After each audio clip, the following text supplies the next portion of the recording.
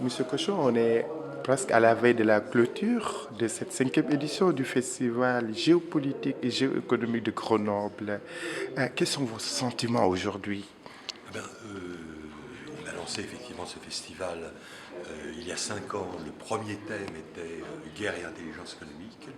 Et on voit chaque année la progression en termes de public, en termes de nombre d'interventions et de qualité des interventions. Je crois qu'on peut le dire aussi sans être critique à l'égard des premiers. Et puis en termes de retombées médiatiques. Nous sommes en train, je pense, d'atteindre notre objectif, qui est de faire de ce festival de Grenoble l'événement le plus important en France en matière de géopolitique pourquoi pas l'événement européen bientôt le plus important en matière de géopolitique. On a vu un auditorium plein.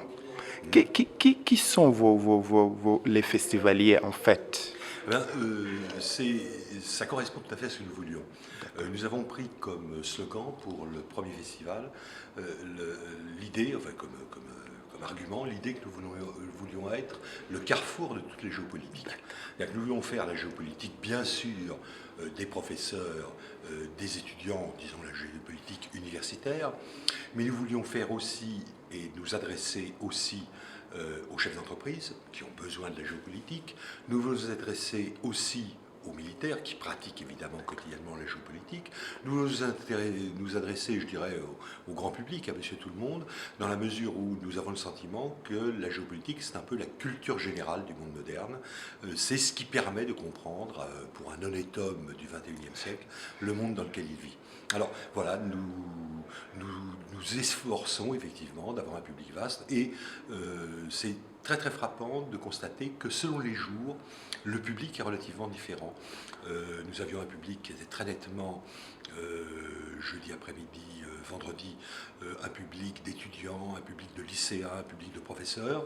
Manifestement aujourd'hui, samedi, nous avons un public plus varié, avec toujours des lycéens et des professeurs, mais nous avons aussi visiblement des gens qui viennent, des Grenoblois qui viennent, qui sont intéressés par le thème, des cadres d'entreprise qui viennent effectivement écouter, entendre parler de ce dont ils entendent parler tous les jours, mais en l'approfondissant un peu, la mondialisation et les problèmes qu'elle peut poser, les avantages aussi qu'elle apporte. Et quelles sont les perspectives maintenant pour l'année prochaine, les 5 années à venir? Alors, les perspectives, donc encore une fois, faire du Festival de géopolitique un événement non plus seulement français, mais un événement européen.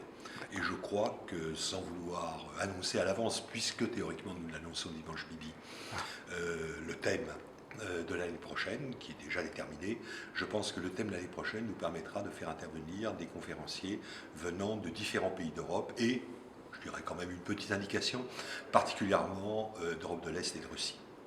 Je vous remercie, Monsieur Voilà, Cochon. je vous en prie. Bonne continuation. Merci bien, c'est moi qui vous remercie beaucoup.